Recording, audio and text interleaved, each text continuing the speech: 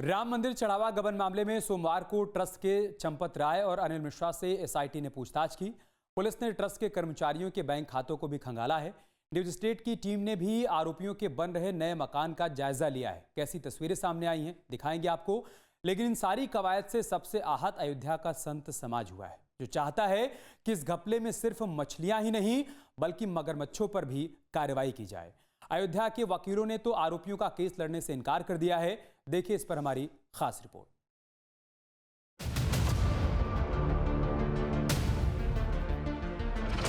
अयोध्या में सोमवार की सुबह हुई बारिश ने अयोध्या की गलियों, सड़कों और इमारतों पर लगी धूल, गंदगी और उस पर लगे दागों को तो धो डाला। सारी अयोध्या चमकने सी लगी, लेकिन आस्था पर लगे सवालों के निशान पानी की बूंदों से तो नहीं मिटते। दान की हर पाई में करोड़ों श्रद्धालुओं का विश्वास और समर्पण बसता है। यदि उसी विश्वास पर चोट लगे तो पीड़ा केवल अयोध्या की नहीं, पूरे सनातन समाज की होती है। मंदिरों की भव्यता केवल पत्थरों से नहीं बल्कि उनकी पवित्रता और पारदर्शिता से कायम रहती है। बारिश ने सड़कों को साफ कर दिया। अब समय है कि सच सामने आकर आस्था पर लगे हर दाग को भिगो दे, क्योंकि सनातन की सबसे बड़ी शक्ति केवल श्रद्धा नहीं बल्कि सत्य, धर्म और जवाबदेही भी है। जान से क्या संतुष्ट है? मछलियां फंसाई गई हैं, मगर तो फंसाए नहीं गए हैं। क्या जान से संतुष्ट हो गए? और जो हेड है वो बोल ही नहीं रहा है। हेड जानते कौन है? हेड हमारे कोषाध्यक्ष हैं, गोविंद गिरी जी, कोष के अध्यक्ष हैं। रुपए पैसे के मालिक ही तो हैं। ये रुपए पैसे के हिसाब किताब क्यों नहीं ले रहे हैं कोषाध्यक्ष जी? भाई रुपये पैसे के मालिक तो तैयार होता है। इसको ये भी नहीं पता है कि डीपीआर किसे कहते हैं, वीपीआर किसे कहते हैं, पीआर किसे कहते हैं। इसको ये भी नहीं पता है। पैसा लूट रहे हैं, जेब में डाल रहे हैं, पैसा लूट रहे हैं, जेल में डाल रहे हैं। अपना मकान बन रहा है, बड़ी बड़ी कोठियां बन रही हैं। ये सब के सब बेईमान हैं, सबके सब चोर हैं और सब पकड़े जाएं। मैं नहीं संतुष्ट हूं। ये बड़ी बड़ी मगरमच्छ क्यों नहीं पकड़े जा रहे हैं? इसी बीच सोमवार को अयोध्या राम मंदिर में चढ़ावा चोरी मामले में पूर्व पदाधिकारियों चंपत राय, अनिल मिश्रा और गोपाल राव से पूछताछ की गई। उनके बयान दर्ज किए गए, जिसके बाद चंपत राय दिल्ली चले गए। उधर सभी 8 आरोपियों को कोर्ट में पेश किया गया, लेकिन पुलिस ने आरोपियों की रिमांड नहीं मांगी, जिसके बाद फिर कोर्ट ने सभी आरोपियों को 14 दिन की न्यायिक हिरासत में भेज दिया। इस मामले की अगली सुनवाई 13 जुलाई को होगी। तब तक आरोपी जेल में ही रहेंगे। आज उन 8 आरोपियों को जो है वीडियो कॉन्फ्रेंसिंग के द्वारा जो है भ्रष्टाचार निवारण अधिकोर्ट में जो है तलब की गई और कोर्ट ने न्यायिक हिरासत में 14 दिनों के लिए भेजा गया। मैं कोर्ट को साधुवाद दूंगा। जिस तरह से इन्होंने सनातनियों की आस्था को कुचलने का काम किया, सनातनियों की भावना को कुचलने का काम किया है, जन जन की भावनाओं को आहत करने का काम किया है, सरकार और न्यायाधीशों ने जिस तरह से जो है आज 14 दिन के लिए न्यायिक हिरासत में भेज करके यह दंड प्राविधान किया है कि ऐसे लोगों के ऊपर इसी प्रकार से दंडात्मक कार्रवाई होनी चाहिए। इस बीच मामला सुप्रीम कोर्ट भी पहुंच गया है। वकील अनूप अवस्थी की सीबीआई जांच की मांग वाली याचिका पर तुरंत सुनवाई से इनकार करते हुए कोर्ट ने कहा है कि इतनी क्या जल्दी है, छुट्टी के बाद ही मामला सुना जाएगा। इधर पुलिस सोमवार सुबह 10:30 बजे जेल में बंद 8 आरोपियों के खाते खंगालने के लिए एसबीआई के अयोध्या धाम ब्रांच पहुंची। 7 आरोपियों के खाते इसी ब्रांच में हैं। पुलिस ने बैंक स्टेटमेंट ले लिए हैं और अब ये जांच कर रही है कि मंदिर में नौकरी के बाद से उनके खातों में कितना पैसा आया। पुलिस ने बैंक के 2 कर्मचारियों को भी नोटिस दिया है। सोमवार को ही राम मंदिर चढ़ावा चोरी मामले में फैजाबाद एडवोकेट एसोसिएशन की बैठक हुई। इस दौरान अयोध्या बार एसोसिएशन के अध्यक्ष कालिका प्रसाद मिश्र ने कहा कि मामले में कोई भी वकील आरोपी का पक्ष नहीं रखेगा। अगर कोई ऐसा करता है तो उस पर 5 लाख रुपए का जुर्माना लगाया जाएगा।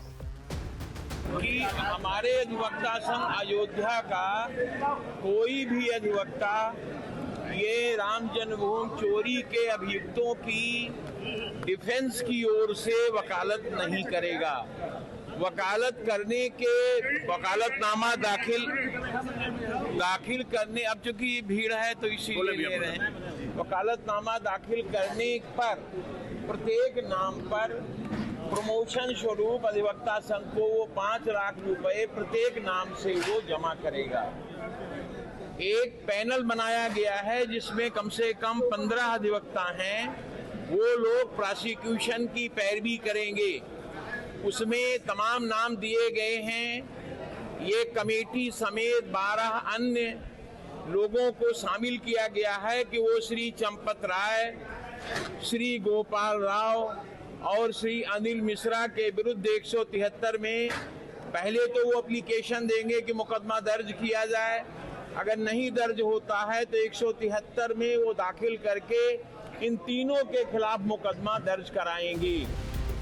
इतना ही नहीं, वकीलों ने बैठक में इस बात पर जोर देते हुए कहा कि चंपत राय, गोपाल राव और अनिल मिश्रा को अयोध्या छोड़ने के लिए कहना चाहिए, अन्यथा वकील इसके लिए आंदोलन करने उतरेंगे। चंपत राय, अनिल मिश्रा, गोपाल राव 3 दिन के अंदर अयोध्या छोड़ के चले नहीं जाए और या तो जेल इनको भेजा जाए।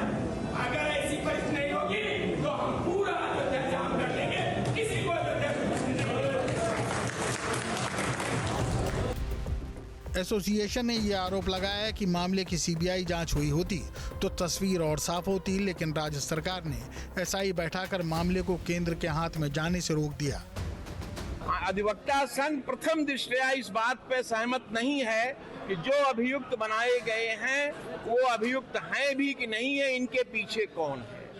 ये एक जांच का विषय है जिसको कि सेंट्रल की फोर्स सीबीआई तय करेगी।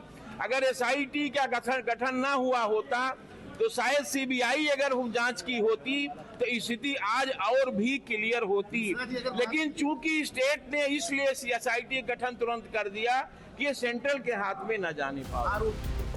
वकीलों के फैसले से खुश करपात्री महाराज ने कहा है कि इस काम के लिए मैं वकीलों को धन्यवाद देता हूँ। बहुत अच्छा किया कि अगर वकील में जरा सा मानवता हो, जरा सा हिंदू हो और जरा सा भारत के प्रति प्रेम है तो किसी वकील को केस नहीं लड़ना चाहिए। मैं धन्यवाद देता हूँ उनको। वकील लोग केस न लड़े, मैं धन्यवाद देता हूँ। लेकिन विश्व हिंदू परिषद के अंतर्राष्ट्रीय अध्यक्ष आलोक कुमार ने कहा है कि बुरे से बुरे अपराधी को भी डिफेंस मिलना चाहिए। बार का यह प्रस्ताव राजनीतिक लगता है। हमने जिस लीगल सिस्टम को अपनाया है उस लीगल सिस्टम की मॉरलिटी ये है कि बुरे से बुरे अपराधी को भी उसकी डिफेंस मिलना चाहिए। मुझे वहां की बार एसोसिएशन का प्रस्ताव ज्यादा तौर पर राजनीतिक लगता है और मैं इसके अलावा उस पर कुछ नहीं कहना। चढ़ावा चोरी मामले से बेहद नाराज करपात्री महाराज ने कहा है कि हम लोग गंदी मछलियों को तालाब से बाहर करके ही दम लेंगे। ऐसी बात नहीं है। तालाब में एकाध मछलियाँ गंदी हो जाती हैं तो उसके पूरे तालाब की मछलियाँ थोड़ा गंदी हो जाती हैं। 2-4-10 मछलियाँ गंदी हैं, हम लोग उसको निकाल के बाहर कर देंगे। सारी मछलियों को किसी मछली में रखने देंगे। जो मछलियाँ तालाब गंदे करें सारी मछलियाँ निकाल के बाहर कर देंगे। उधर राम मंदिर ट्रस्ट के महासचिव चंपत राय को लेकर पूर्व पत्रकार हरिशंकर सफरीवाला ने कई गंभीर आरोप लगाए हैं। हरिशंकर ने दावा किया है कि चंपत राय ने राम मंदिर के बगल राम निवास मंदिर का दरबार, सोने का पलंग और हनुमान जी की मूर्ति को अपने कब्जे में ले लिया है और मंदिर की 400 बीघा जमीन पर अवैध कब्जा कर लिया है। जब मुझे पता लगा, मैं दौड़ा में ये कैसे कर दिया, तो पता लगा कि मंदिर में स्थित भगवान का झूला जो सिंहासन होता है और राम दरबार होता है अयोध्या में, क्योंकि हमारा मंदिर राम निवास, जब रामचंद्र जी जवान थे तब उसमें निवास करते थे, वहाँ पैदा नहीं हुए। तो उसका हमारे मंदिर का जो सिंहासन था वो चांदी का सिंहासन, उसके बाद हमारे राम दरबार का पूरा जेवरात गहना, उसके बाद एक पीतल की का पलंग शयन करने वाला, उसके ऊपर सोने का पत्थर चढ़ा हुआ, तमाम सोने चांदी के बर्तन से भगवान खाते पीते थे। ये सारा सामान चंपत राय ने जब महंत जी से फर्जी बयानानामा बिला कब्जा लिखा करके लिया तो सब अपने यहाँ धरवा लिया। नाराजगी तो महंत सीताराम दास के आरोपों में भी देखी जा सकती है, जो कह रहे हैं कि ये लोग ट्रस्ट में क्यों थे जब दायित्व का निर्वहन नहीं कर पा रहे थे और इस बारे में एक शब्द भी नहीं बोल पा रहे थे। इन सभी लोगों को कहीं न कहीं गैर जिम्मेदारी, आप लोग क्यों थे ट्रस्ट में, आपको जो पद मिला था आपने अपने पद को जो है अपने दायित्व का निर्वाह नहीं किए, इसलिए आज सनातनियों की आस्था कुचला गया है, आज सनातनियों की जो है भावनाएं आहत हुई है। ये लोग एक शब्द बोलने को तैयार नहीं है, अपने कमी को छिपाने के लिए, अपनी जो है गैर जिम्मेदारी को छिपाने के लिए भाग रहे हैं। भागने से काम नहीं चलेगा, इन लोगों के ऊपर भी शिकंजा कसा जाए। न्यूज स्टेट की टीम शहर के अमानीगंज स्थित डॉक्टर अनिल मिश्रा के घर पहुंची, जहां अमानीगंज कॉलोनी में उनका आलीशान मकान बन रहा है, जिसमें लिफ्ट भी लगाई जा रही है। आरोप है कि अनिल मिश्रा के कई शहरों में प्लॉट हैं, होटल हैं और अनिल मिश्रा ने ही अपने नजदीकी रिश्तेदारों को राम मंदिर में नौकरी दी। इस समय हम अमानीगंज कॉलोनी में है। अमानीगंज कॉलोनी में ये ट्रस्ट के पूर्व सदस्य डॉक्टर अनिल मिश्रा का ये मकान है। ये निर्माणाधीन मकान है और बताया जा रहा कि अयोध्या जैसे छोटे शहर में किसी के आवास में लिफ्ट भी लगाई जा रही थी। आप देख लीजिए, ये लिफ्ट के लिए पूरा स्थान बनाया गया है। बताया जाता है कि जिस तरह से एक होम्योपैथी के एक डॉक्टर थे ये, और राम मंदिर बनने के बाद इनके पास अकूत संपत्ति कहाँ से आई, लोग आरोप लगा रहे हैं। चाहे वो धर्मसेना के अध्यक्ष संतोष दुबे हों, वो आरोप लगा रहे हैं कि जिस तरह से इन्होंने अकूत संपत्ति कमाई और लिफ्ट भी इन्होंने लगवाई है, लेकिन अभी लिफ्ट लगी नहीं है, क्योंकि मकान जो है निर्माणाधीन है। लेकिन लिफ्ट लगाने के लिए जो इंफ्रास्ट्रक्चर होते हैं वो यहाँ पर लगा दिए गए थे। तो कुल मिला के अब ये काम यहाँ बंद हो गया है, घर में कोई है नहीं इसमें यहाँ पे। लेकिन जिस तरह बताया जा रहा है कि राम मंदिर निर्माण के बाद इनके पास अकूत संपत्ति आई, कई जगह घर बनवाए, प्रॉपर्टी ली, इसके बाद वो अब ट्रस्ट के सदस्य को इस्तीफा दे चुके हैं।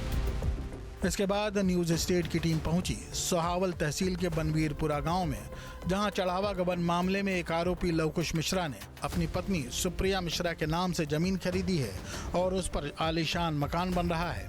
हालांकि मामला प्रकाश में आने के बाद मकान बनाने का काम रोक दिया गया है। आप अंदाजा लगा सकते हैं कि इन रामद्रोहियों ने राम मंदिर से कितनी संपत्ति चुराई होगी। फिलहाल सभी आरोपी जेल में हैं।